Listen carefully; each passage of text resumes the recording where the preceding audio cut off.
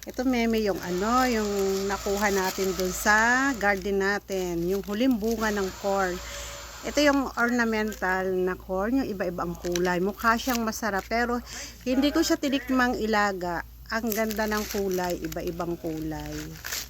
Ito, dekorasyon na lang ngayong ano, ito, ganito yung itsura niya. So, ito yon, i-decorate na lang natin. Ang gagawin natin, dahil hindi naman ako creativity, hindi ako malikhain. So, ating pipinturahan ng, anong tawag dito? Satin, yung colorless. Ayan. Spray lang natin ganyan yan. Ayan. Para mas lalo siyang kumintab at ma-preserve siya. Hanggang next year, pwede pa ito. Pati itong has niya, has ba tawag dito? Dito sa balat niya, yan, isprayan natin. Para makintab, para tumagal siguro to, no? Ayan.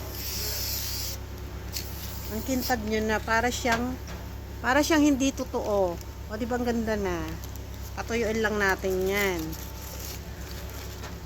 Ayan. Meron pa din dito isa, ayan, oh.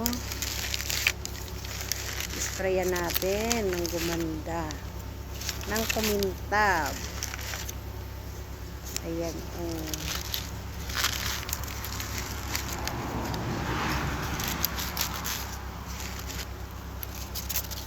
Ayan, ganyan siya. Ang ganda ng kulay. Parang ang sarap. Pero hindi ko pa ito tinikman. Hindi ako naglaga nito. I-preserve lang natin to para lumabas yung tunay na ganda, yung makintab. Pinturahan natin ng silk white. Wala namang amoy yung pintura. Wala namang amoy yung pintura. Ang pangitab lang siya. Kumbaga sa Cutex ay colorless. Ayan. Maganda na siya. Kintab. Para siyang hindi totoo. Para siyang japik.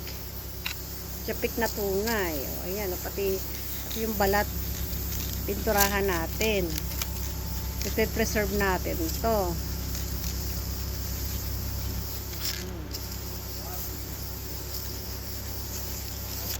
Ayan, maganda na siya.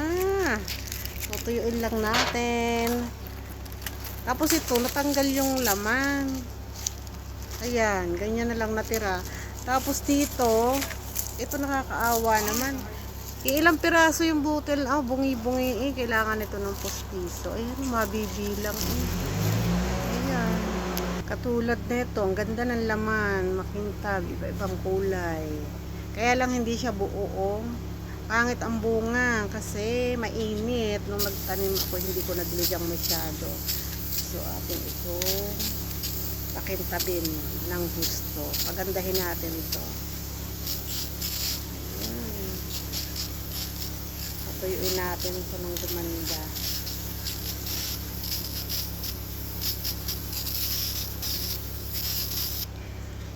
Ayan. Hintayin nating matuyo. So, ayun yung ating pang-decorate. Ayan. Meron na tayo. Marami to. So, ayun.